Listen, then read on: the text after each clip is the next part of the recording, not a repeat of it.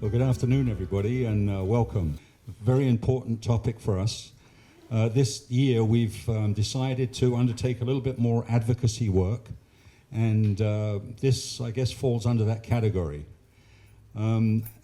Also, I've had to hand off a little bit of the responsibility on this to someone who is, I consider, our active local expert. He's the past president of the society, and that's Robert. And Robert will be coming up to do our presentation and fielding questions afterwards. I'd like to just read something here. Lawn Bowling and IOCO.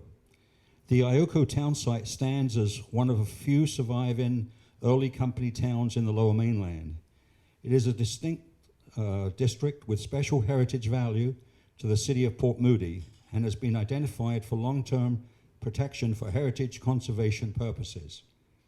Creating a heritage conservation area for IOCO town site was the first step towards achieving the appropriate revitalization of IOCO. The IOCO area included a lawn bowling green, and the previous Parks and Rec master plan recommended that the city work with Imperial Oil, the landowner, on restoration of the bowling green. Those efforts were not successful, but a group called the IOCO Heritage Lawn Bowling Association continues to lobby for revitalization of the area. The city's OCP has detailed policies and guidelines for conservation and revitalization of the IOCO area. So Robert, would you like to take the mic? Thank you. Thank you, John. My purpose this afternoon is to really give you folks an insight as to the IOCO town site. Its real purpose, what's there today, and what we as an organization, that's the Heritage Society, is attempting to advocate for from a standpoint of the revitalization of it. So the town site basically exists, and what we're looking for is a way in which we can protect, preserve, rehabilitate, but more so to revitalize. As it sits today, it sits in a static state. But what can we look at from ways in which we can actually revitalize the town site into a vibrant village community? So just a short history. So Imperial Oil began construction in 1921. Now, interesting, 1921, 2021, 100-year anniversary for the town site. So remember that, because it's very important that when we get through these types of discussions, we think about these significant anniversaries. The IOCO School was built in 21. It was used up until the mid-2000s. Today it sits in a static state. It had replaced a one-room school that had been sitting on the inlet. Community Center was built in 21. Basically, it was used up until the early 1990s. There was upgrades made in the mid-1995s, and in going into that building, even as recently as 3 or 4 years ago, it's still pretty solid. Actually, it's interesting when you go inside it, there's a curtain on the stage that still shows the IOCO Community Society. Okay, now whether it's still there, that was 3 years ago, but it's interesting how, as a community center, it was a vibrant center for the operation of the refinery, but also as a center house for the community.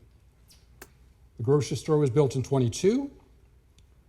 The church, the original United Church, was built in 24. It was originally a Presbyterian church. So by the late 1920s, they developed a thriving community. There were 89 structures, 83 homes, 2 churches, community grocery store, community hall, a bowling green, a baseball diamond, tennis courts. It was a self-contained community. So for any of you who have had the opportunity to live in a company town, this basically was your place to live. You did everything there.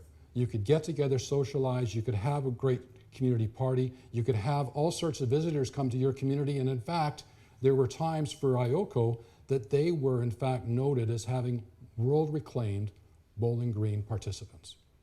Okay? This gives you an idea what the town site was developed as, and on the right as you look at it, you're going to see what buildings still remain based on the original footprint, but there's some losses. And unfortunately, this was from the time when the actual town site was declared a heritage conservation in 2002. There was an assistant supervisor's house, unfortunately, close to where the bowling green is and the recreation area, that was destroyed by fire. There's been 2 buildings since the original designation that have been considered not able to be rehabilitated because of their current state of decay. And the Tremaine residence. Interesting, the Tremaine residence.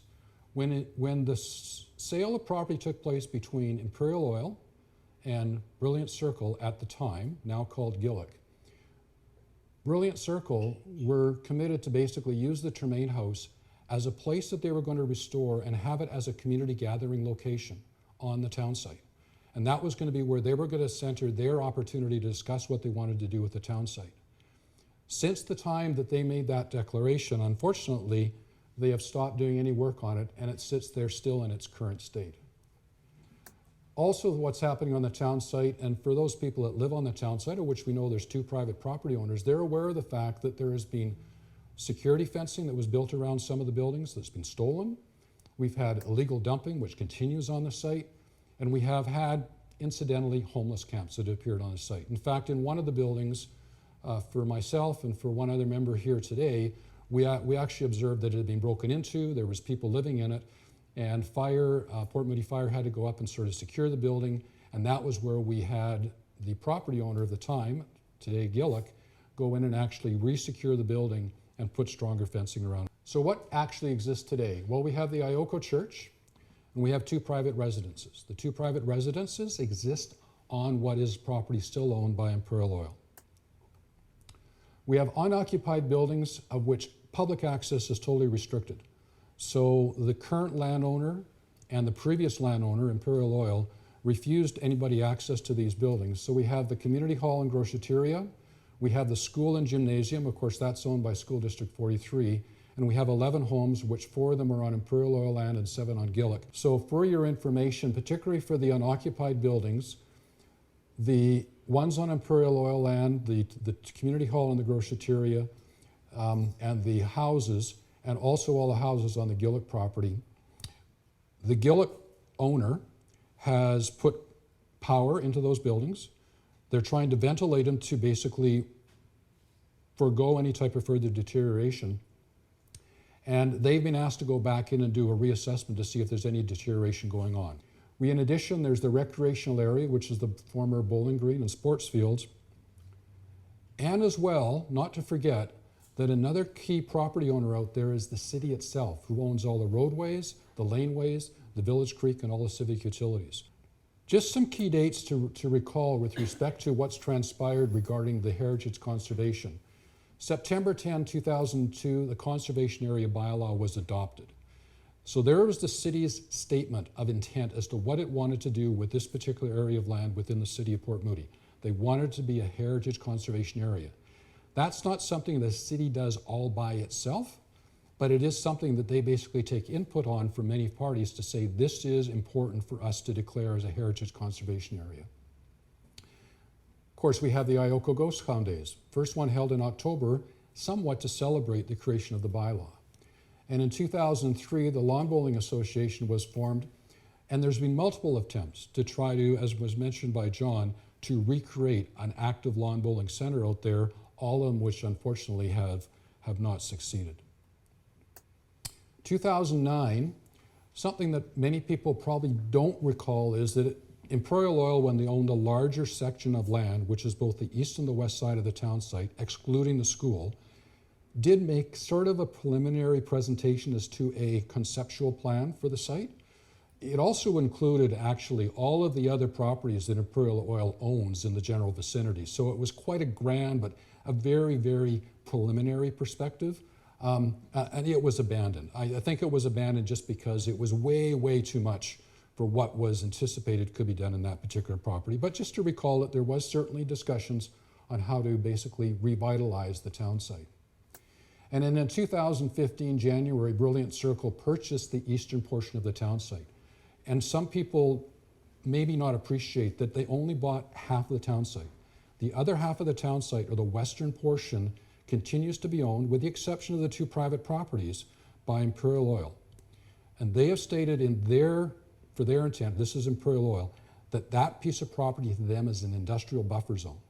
And for that perspective, they're making comments to say that basically they don't want to see any type of public access on the land.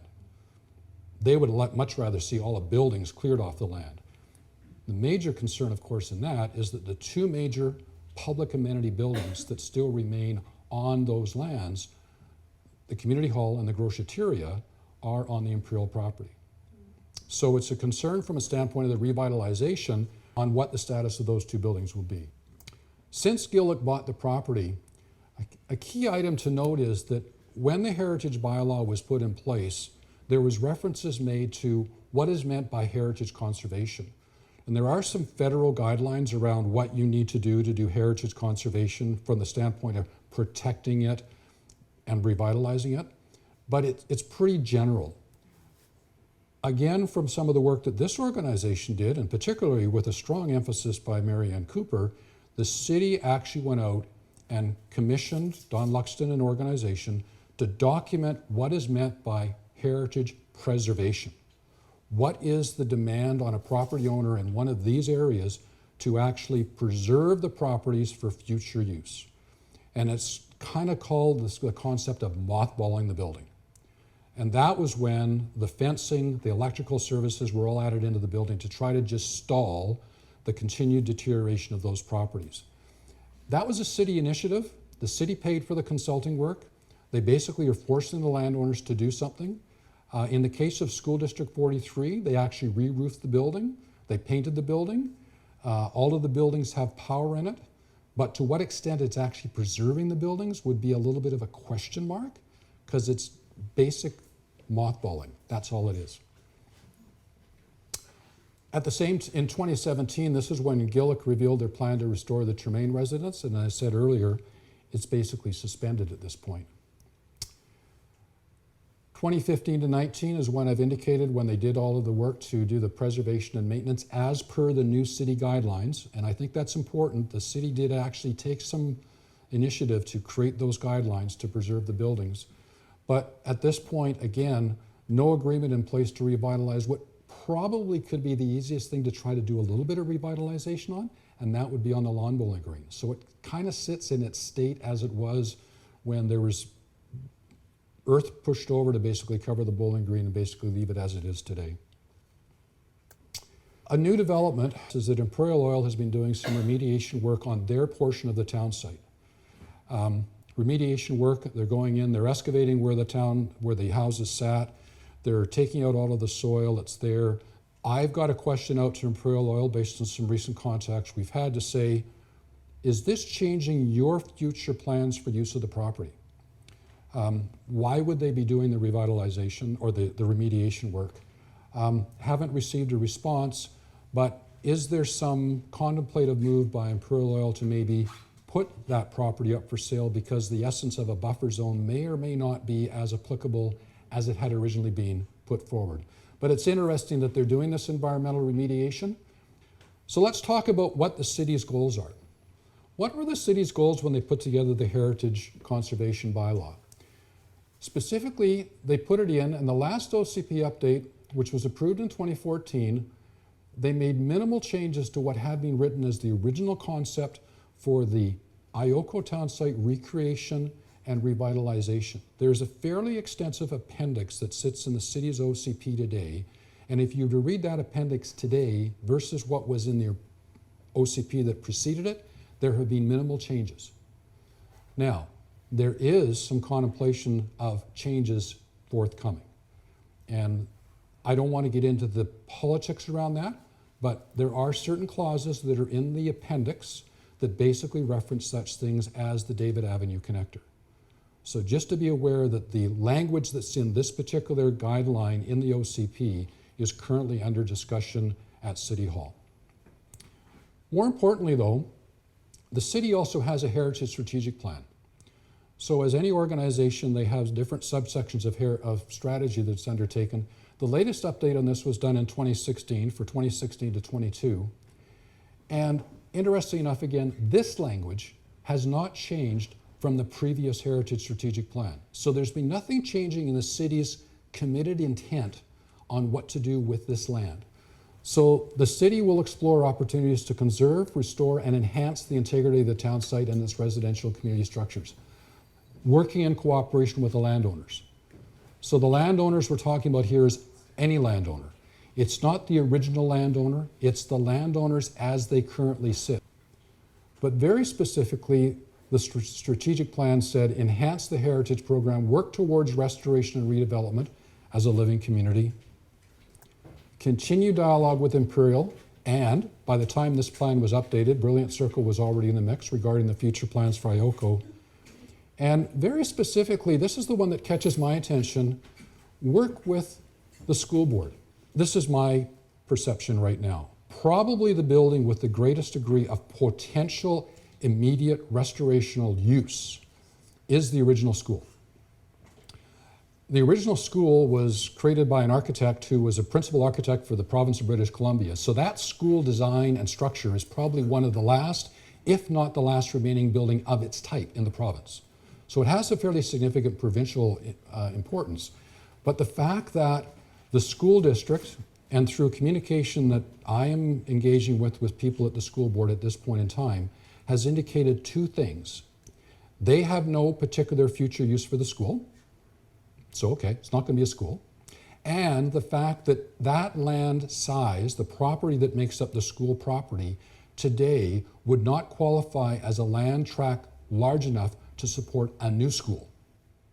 So in effect, this is just an asset sitting in School District 43's books that they could effectively sell and put in the bank, and somebody with more and interest in doing some revitalization could possibly take use of it. But it's interesting that in clarity right now, the school district has no use for the building, although they continue to keep it warm and keep the roof sort of solid. But they couldn't use it even if they wanted to build a new school because currently under provincial guidelines, the property is not large enough. Interesting findings over the last little while. So getting to closing on this, this particular drawing is extracted right out of the appendix of the OCP. This was a conceptual plan for the town site as envisioned in 2002. You know, there was going to be waterfront exposures being put in place along Burrard Inlet. There was potentially for some other than standard single house developments there, but it was a conceptual plan envisioned in 2002 by the city. So we have a call for action. 2002, the city had a vision. Since 2002, they failed to deliver on the vision. We're basically, getting on to 20 years into this and nothing has really transpired. Current actions by all parties continue to risk losing the key physical elements of the HCA. IOCO heritage is not just physical, it's actually environmentally and cultural. When you go out to the site, you get a sense out there from a standpoint of what it was to be a village, what it was like to be in those types of town sites. And you can create those types of villages even within a city. It doesn't have to be just, a city unto itself. You can create a village within. And I think if we look at neighborhoods, neighborhoods are in fact little villages. And IOCO represents that. It's also cultural too. This represents a period of our time. Now, granted, there's periods that preceded our time, and there's periods that will follow our time. But this represents a period of our time that we really should try to protect and retain and restore and revitalize. From my standpoint, the city has the most to lose and yet the most to gain in doing something on the site. The city, though, because they are ones that are enacting some of this, they are the ones that basically worked with the original property owners to create this, need to be the facilitator. They cannot just stand back and sort of hope that things will happen. They need to be more a facilitator to basically execute on the plan. So the city established the IOCO vision in 2002. What actions will the city take to preserve, rehabilitate, and ultimately to revitalize the IOCO HCA as it was originally envisioned to be? Thank you. Thank you, Robert. We'll take questions, and because we are filming this, we would like to have you come up to the microphone and ask a question, if you can do that. Hi, I'm Roy. I live in the town site with my wife and family. Just a question is, I guess, the recent development of Anmore on Sunnyside Road, there's going to be an influx of well over 4,000 people, which is like a huge, I don't know how to put in words, development that's happening just I would say north of IOCO. But do you have any insight on how that's going to affect probably IOCO over the development? I don't have any specifics with regards to how it would directly impact the town site, the heritage conservation and restoration of the town site. I think you're bringing up more of a broader question with respect to the overall development in the northwest sector, including Anmore, Belcaire. There's no doubt going to be challenges, okay, in whatever happens with the prospective plans that are going on in Anmore to whatever happens in the balance of Port Moody. Interesting enough, in addition to what's being contemplated there, as we're all aware, that there is discussion right now to remove the special study area covenants that sits over top of the town site as well as the adjacent property. It's been suggested that by removing that, you get upwards of another 110 residents within the area. Well, in fact, based on the information that we've seen so far, it could create the equivalent of over 250 actual residential occupants, residential family occupants in the area, because the underlying zoning for the single family lots would allow for single family plus potentially allowance for secondary suites, plus in some cases carriage houses based on the size of the lot. Okay.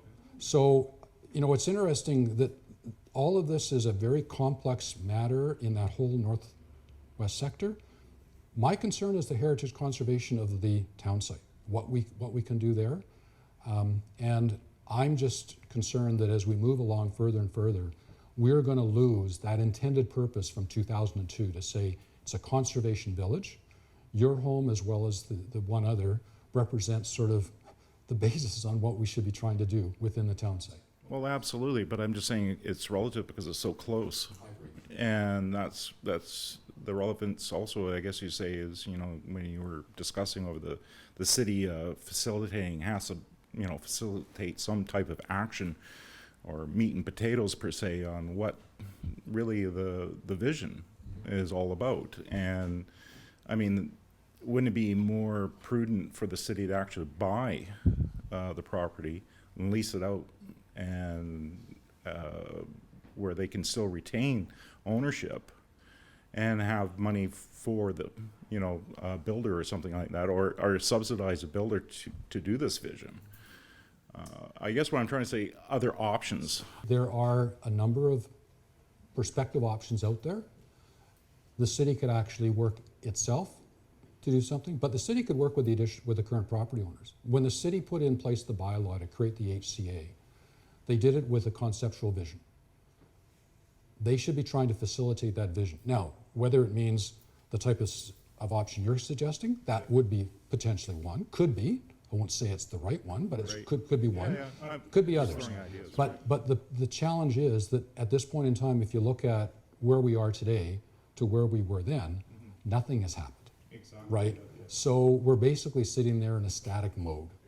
And that's not good from the standpoint of the intended purpose of creating the HCA and what we wanted to see out of it for everybody. Right. Okay? So there are probable options that are out there, but it probably does require the city to be more the facilitator of that. I guess what I'm trying to say, what would be facilitation, like an example in your vision? What would you? I'm not a planner, but I would say that where you have seen such developments happen in, and I'm not going to sort of compare it from a standpoint of the comparability, but let's just use it as an area in Vancouver. When you look at what's happened in Yaletown, okay, I think in the Yaletown concept, the city took a lot of proactive steps to basically make that happen. To the fact that they buy land to do it? No, they probably facilitated the other property owners. Gastown, similarly, okay? Now, you could go to another extreme and say Granville Island, which is owned by the federal government. So there are different models, but you have to be proactive. You just can't sit and hope. Okay? And so that's where I'm sensing we are right now. There's sort of a hope it's going to happen, and that's not going to get you anywhere in this type of environment. I so agree. I mean, we've been part of this for a long time, and of course, hope is great, but we really want to see again some action. And what you're discussing is I'm really on board with it. I think it's something that really council should address, because this 20 years journey has reached a point now where if it's gone this far in 20 years, what's it going to be another 20 years? So if we don't actually do the action, or at least see some action, we actually won't go nowhere. And I so agree with what you're saying, and I thank you. I think you can generalize, and I think it was quite pointed on your final slide, that essentially we've had 18 years of neglect. A reluctant landowner, and I guess a reluctant city council as well, who really only enforced their policies and rules when they were prodded to do so, largely by people in this room. Now this proposal, which is coming to council in a couple of weeks and looks quite likely to pass, it's the boldest move in IOCO in 18 or 20 years. And I think that puts the question to council is, well, what's your intent with this? What do you foresee as the effect of it, and what's next in realizing the goals that you set in 2002? I think the question isn't really to you as the presenter today. I think the question has got to go to council in the near future. Well, why are you doing this? What do you think it will achieve? And what next? Because it's not an end to itself. I think it needs to be a path to revitalization. Yeah, I don't. My comment is, and I've made it publicly, to me it's creating unintended consequences. And you hear this in some other commentary. There's no strategy.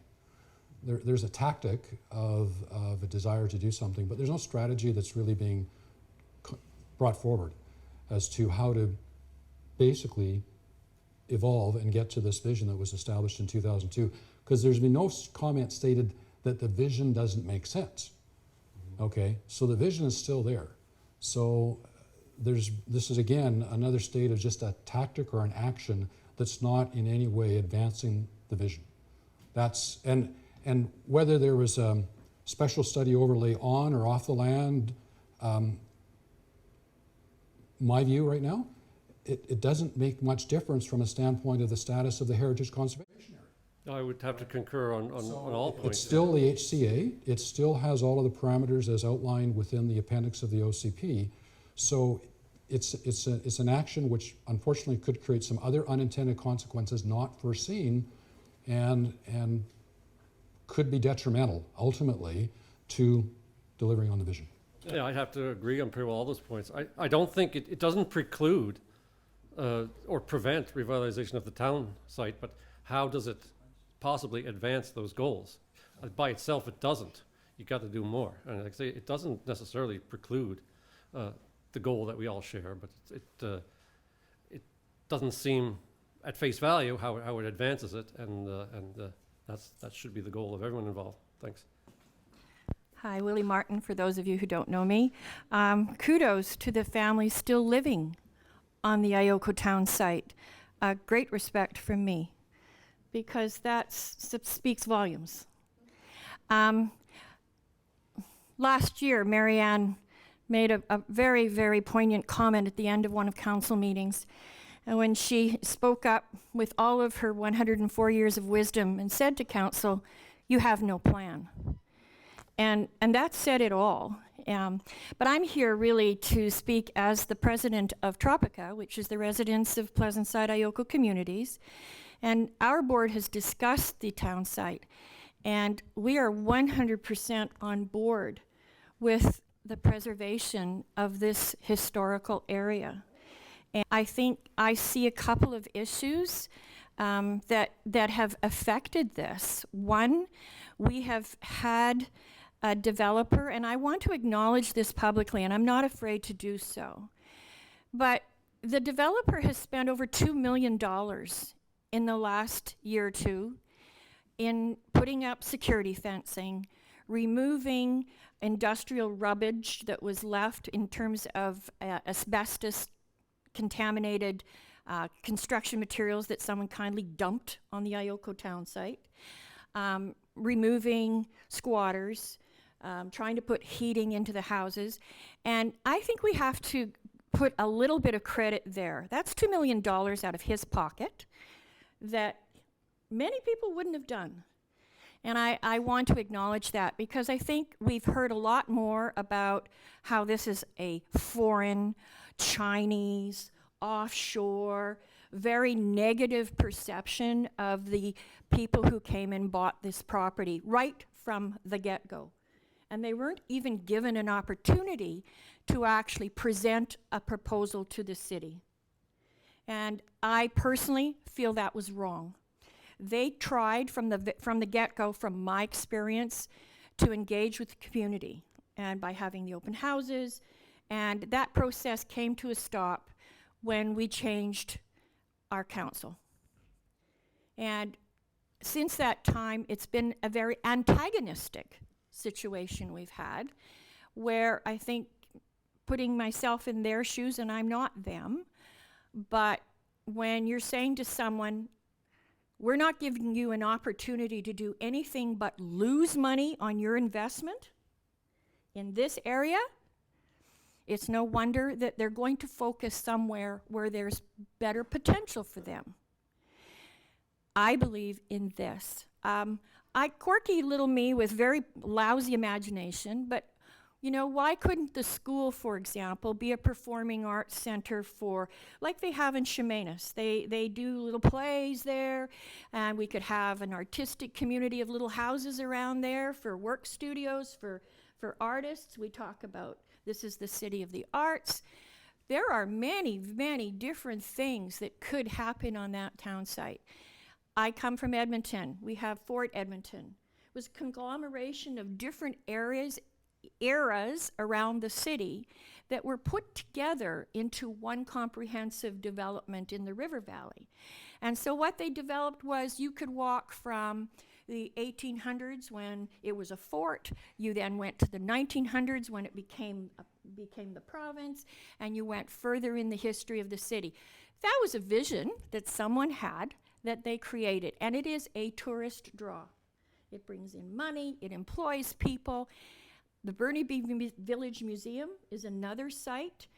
Winter is magic there. They have brought together the history of that community, and they've created a go-to destination place that's wonderful for families, etc.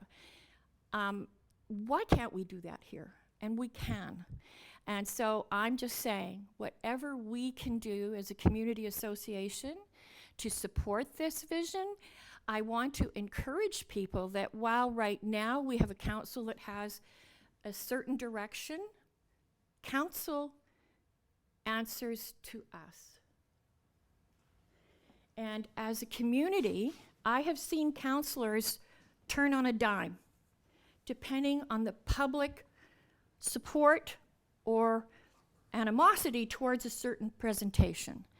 So if we believe this and we can generate that support, that means we need to enlist others to write to councillors, write to individual councillors about why this is important. We need to lobby. We need to get as political as those who are against this vision. And that's where I'm coming from. We need to support what you're doing, both in writing, in person, and if necessary, by raising funds, whatever we have to do to get together to ensure that this doesn't get lost. Because if we don't preserve this, as you say now, it will be gone. It will be so sad. Those buildings will fall apart. And then what will replace it will be really, really nothing compared to what we're losing. So that's my little rant, and I'm sticking to it.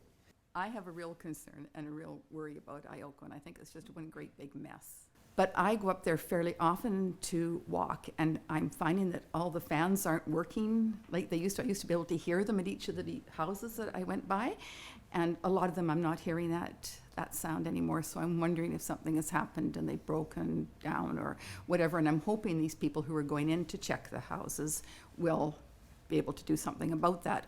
Also, I'm noticing that some of the houses are starting to lose shingles. There's the house up the hill just past Tremaine residence, where the shingles that are on the bottom are starting to fall off now. I mean, talk about a perfect place for rodents and whatever else to get in. So it really worries me that the longer everybody waits, the worse it's going to be. Like, they're not going to be able to move, well, the gross area 5 years from now, I wouldn't think. The recreation hall maybe, because it still seems to be fairly stable, although now I'm noticing graffiti on the side of it. It is just so sad to see us losing this wonderful site up there. And honestly, I just wish these people would all get together and just work together and, you know, sort out their differences and get things going. In 2002, the two partners were the city and Imperial Oil. They both agreed that this area had potential because it was it was a beautiful community at the time, and the buildings were in first-class condition and things were okay. And so they agreed upon that. Who did they expect it to do? Imperial Oil wasn't going to rebuild it. They expected the city to do something because the city was the one that approached them to save that area. So let's go on with it. Let's save it. But nothing happened, and the maintenance which was provided for that time was maintenance of a healthy community, healthy buildings, healthy everything.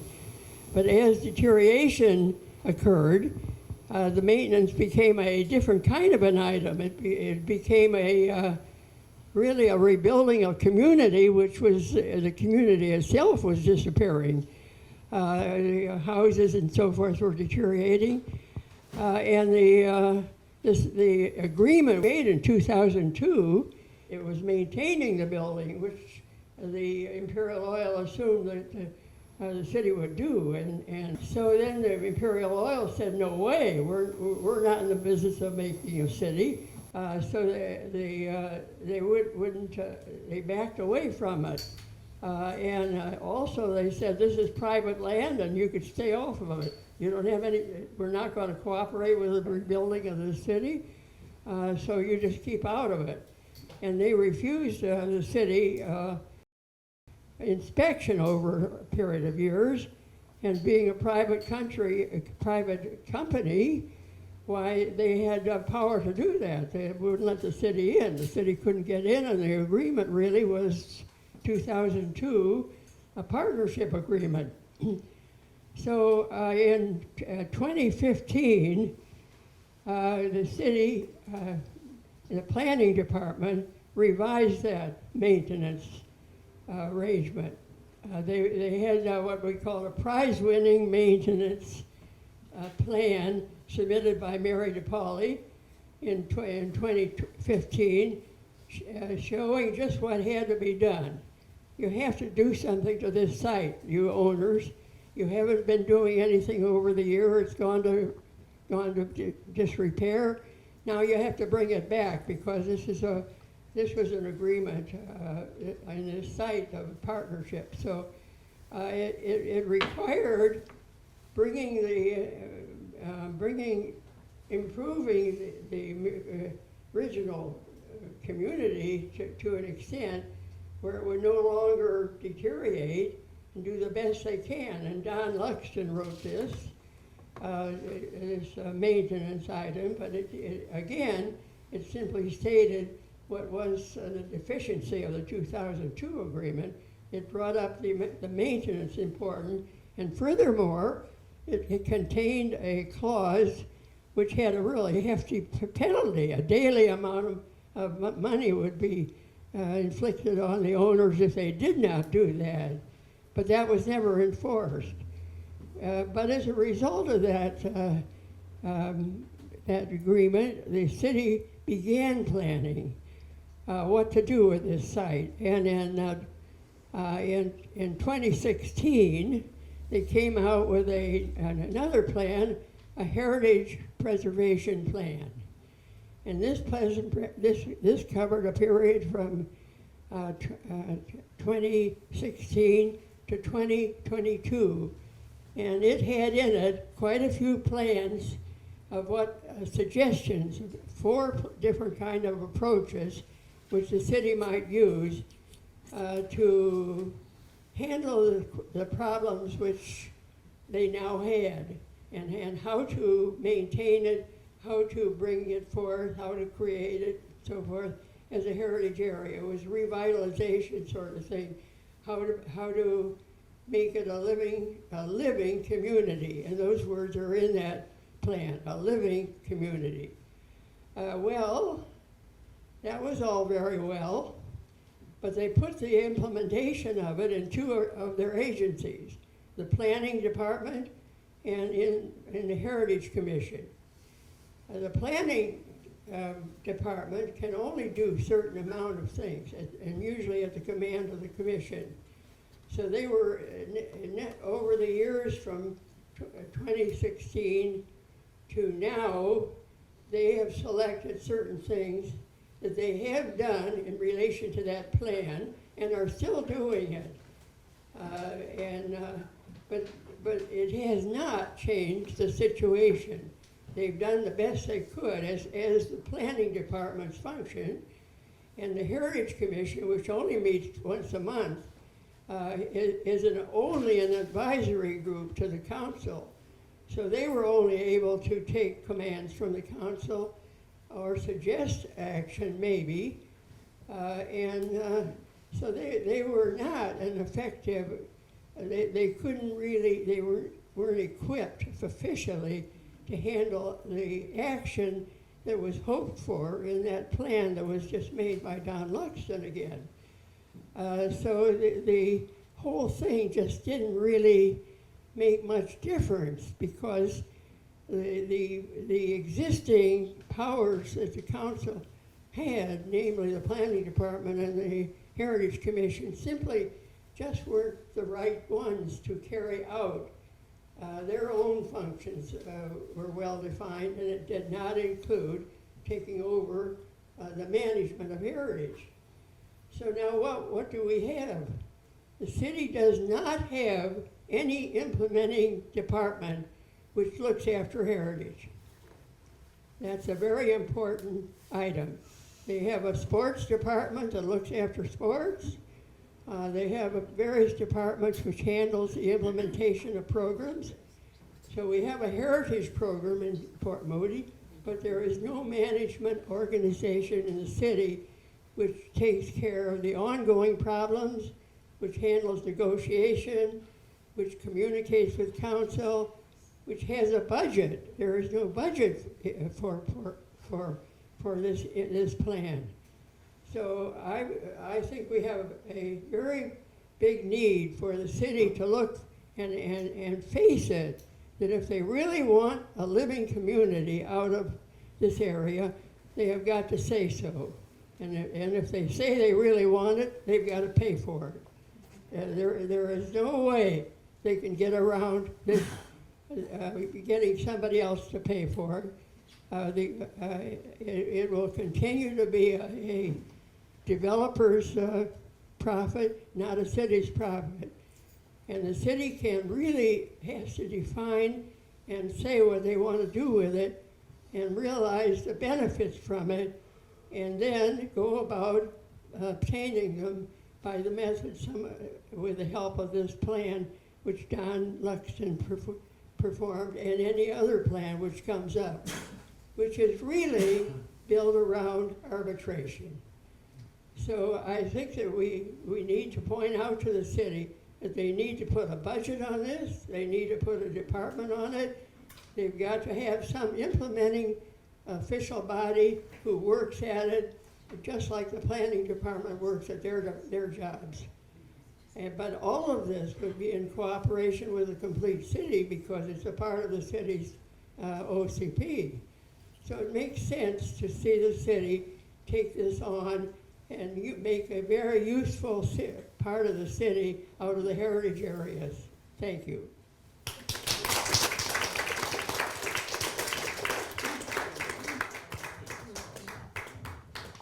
I should have had Mary Ann do the presentation.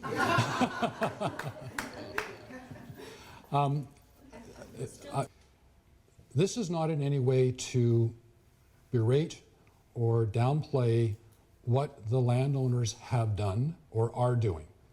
This is basically stating that based on current actions that have been transpiring over many years, this is where we are. And it was not where the city had expected to be when it established the bylaw in 2002. They would have expected then that we would have had some progress with respect to the work on the true restorational work, the rehabilitation, and the revitalization of the town site. So everybody kind of has their own role to play in it, but from a standpoint of the facilitation of it, I would not in any way disagree with Mary Ann's comment. The city has to be a strong facilitator of this to take place. How they do that can be discussed, but they have to be a strong facilitator because they're the ones that have sort of established the bylaw. If you had a private property, of which many of us do, you basically do your work based on the bylaws that are in place around your property. Okay, in this case, there's a bylaw that's around this piece of land called a heritage conservation area, so help facilitate the reality that you're wanting. And that's kind of the bottom line message we're wanting to put out here to say 2020, 2021, 100th year anniversary for the establishment of this as a town site. This is the year to make some progress on basically getting to the desired intent of what that bylaw stated in 2002. One question in the back? Yes, sir. I'm one of the other family members that are living out there. My name is Ludlow. We went out there, my great-grandfather came out to Anmore area in about 1916. We've been about a piece of ground up there. I'm the last on that piece of ground, 100 years. I grew up, my father grew up in IOCO. He went to school at that school. I went to school there. And my dad worked at the refinery. Grandfather worked there, both 38 years apiece.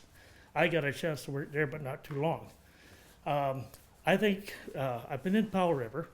They embrace their heritage up there. They have the town site. They look after it. It's very important to them up there. The bowling green, they had people from South Africa bowling there. I've got a fair number of antiques. You might say I'm sort of a living antique myself. I personally would love to see anything done down there in IOCO. My father, when he was alive, he says, I would rather see them bulldoze it to the ground than leave it in the state that it was in, because he hated to see it deteriorate. He loved IOCO. He wanted to see life brought back into it again.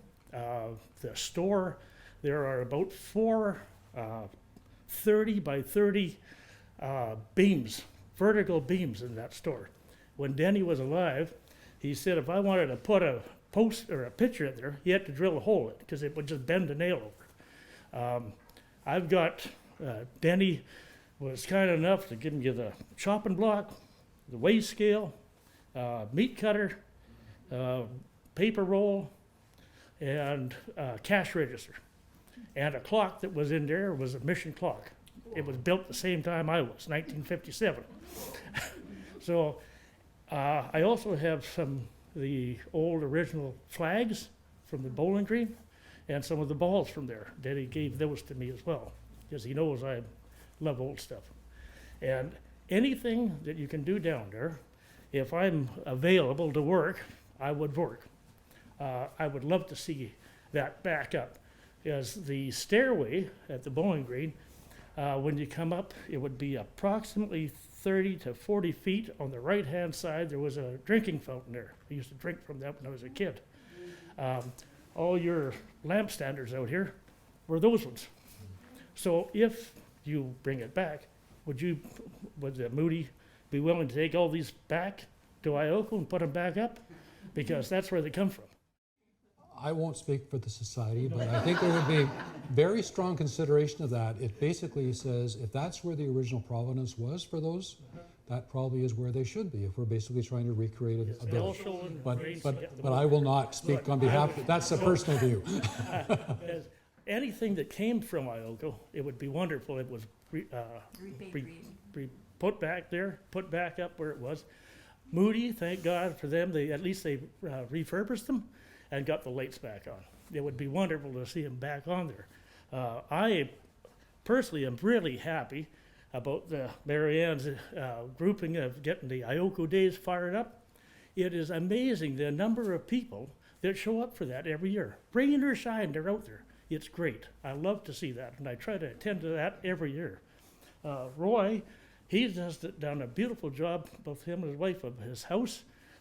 Both his house and the Ludlow house there has got the brass plaque of the Heritage Society. I believe it's the only two up there in all of IOCO.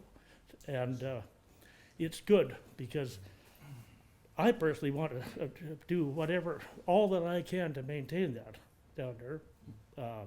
I'm looking after the house now that Mom's incapacitated right now. But keep the hedge done because it's a reflection on, not only on the family, but on IOCO. You got to keep it up, maintain it, and say, hey, we're here. We're not going into the last person that had anything to do with IOCO and lived here is gone. And so I guess I'm about the last one of the last ones that attended that school, that lived there, that walked all over everything. And I love that place. And I love Anmore because those areas there, people from Anmore came down to that school. Once the little one-room schoolhouse got torn down up there, which is where the fire hall is today, the corner of East Road and Sunnyside. And it's great to see heritage. I love it. I love history. I've got probably one of the few horse-drawn hay mowers around that still work. I'm just waiting to grow some more grass up there so I can get the hay. I'm going to have to get somebody on the back of the hay mower because I can't get in both places. Maybe Jim will. But anything that you can be doing down there would be awesome. Well, I think yourself, Roy, and both your families, have a very unique context from a standpoint of bringing that to life, from a standpoint of our discussions here and discussions even in front of council, from a standpoint of what the IOCO town site means as a heritage site within the community and as a living village within the community. So, anything we can do, we will attempt to do. Anything you can do, the same, because you need to have that type of personal reflection. I can speak to it as an individual that has an interest. I can't speak to it as an individual that lived in the town site or had a family member that lived in the town site. You folks can't. So there's a very different perspective you can put on the discussion that really then says, yes, there is the concept of a village that's there. Even the elements that are still remaining still represent a village, and that's what we need to build upon. One comment that I have heard relative to the revitalization discussions has always been, are you going to create something that sort of looks like a recreation of everything that was there in the past? No. I believe the revitalization is a reflection of what was there in the past. So you're not there to basically reconstruct every house and building that was on the site at that time. You want to create something that's a reflection of it, because truly there would be changes over time, but you don't want to basically go to the ultimate extreme that everything is becoming ultra-modern.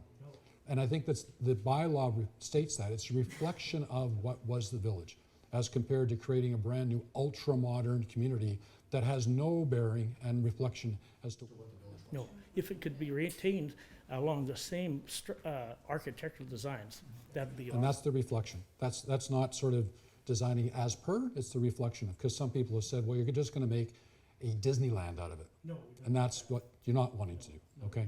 It's not full heritage. What IOCO is in here. It's not something that you can design. It's a cultural and environmental. Those are the two strong points as well as the physical structures, but you got the cultural and the environmental, because there is certainly an environmental component that sits out there as well. The people in the community as well. It's the living That's person. the essence of Port Moody, right? Everything, anything that was done up there in Imperial, like they used to have a separation box just ahead of the cooling towers, and some of the water from Shannon Lake used to go into there, and then they'd separate it, and that separation box is pretty close to the creek that runs through there, down between 4th and 3rd. Even when I was a kid, I used to smell oil there years ago, and apparently supposedly that's what is happening now from their work that they've had there. They've dug up the area that used to have the septic tank, was right in front of the store. That's what was there. It used to have big logs around it, but they've dug there. I don't know what they're doing. I haven't been able to find out from anybody around there. I've asked a few times, but it kind of slid me to the side. I said, I live here, and I said, I'd like to know what's going on down here. Well, I have an outstanding email to a representative of Imperial Oil, and I'm not sure how open they'll be with me with some context, but I'm trying to ask some of the same questions as to what their plans are for the properties. Well, I'd like to thank you, and Mary Ann, you guys are doing an awesome job. Thanks kindly. Hey, Robert. So one thing with the church and it being there is St. Andrew's and IOCO have kind of merged and are bouncing around a bit. So that as a building and as a structure, obviously they were probably going to need support as they move forward, because it's their home, but they're not there all the time anymore. So just something to obviously be aware of. Yeah, certainly I don't have all the detailed knowledge, but you're right in the fact that the congregation of IOCO United has become much smaller, and so there was some issues, and I know that there's been then the amalgamation with St. Andrew's to basically make a larger congregation that will basically manage the two properties once the new church is built. So yes, it puts the church at risk, possibly. I think the parishioners that are there now are doing their utmost to ensure that it's not put at risk, and with the one commercial venture that they do have within the church, which is the daycare, does help sort of offset some of the costs, but that may not be the capability to do it forever. Okay? Yes? I'll be very brief. So I really want to thank the Society, the museum, for pushing this ahead and making more people aware of it. I'm glad this many people are here. I'm sure that we need to really push forward and get more people to be aware of what's happening there, or else it'll be like Joni Mitchell's song, you don't know what you've got till it's gone. So just one last comment. Years ago, and I can't remember when it was, but maybe Mary Ann remembers, she was presenting at council in the public input. She had her heritage dress on, and it was probably to promote IOCO Days. But one thing she said was, she said, last night the IOCO community hall burned down. And there was this hush in the crowd and this, oh, you're kidding. And she said, well, it didn't, but it could. We've got to do something. So I just wanted to end on that and thank Mary Ann for her pushing ahead on this as much as she can as well, because she's feisty and she's on this too. I just wanted to thank everybody for coming out this afternoon, and also hope you haven't seen anything that would be considered political in this presentation, because it's not. We've been referring to the OCP, we've been referring to the work of the Heritage Commission, we've been referring to the recommendations in the Parks and Rec Master Plan. These are city objectives, and all we're asking is that we try and get the conversation to support the city to move this forward. So Robert's mentioned Tuesday night, the delegation. I'd encourage all of you to come out. Please state your any ideas you've got or any questions you've got. It's an ideal opportunity to put it bring it back onto the front burner of the City Council. Thank you very much. Mary Ann? I just wanted to add that the plan that Don Luxon presented on the 2016-2022 was not just for IOCO. It was a plan for the city, how the city is going to handle heritage. And this means that the city is thinking of a plan which they would integrate into the departmental structure they have now in some manner so that they could manage and stay abreast of developments and be creative as well. This process would involve public participation. And it's another reason why we should hope that the city will take this on as an official move towards integrating it into the city.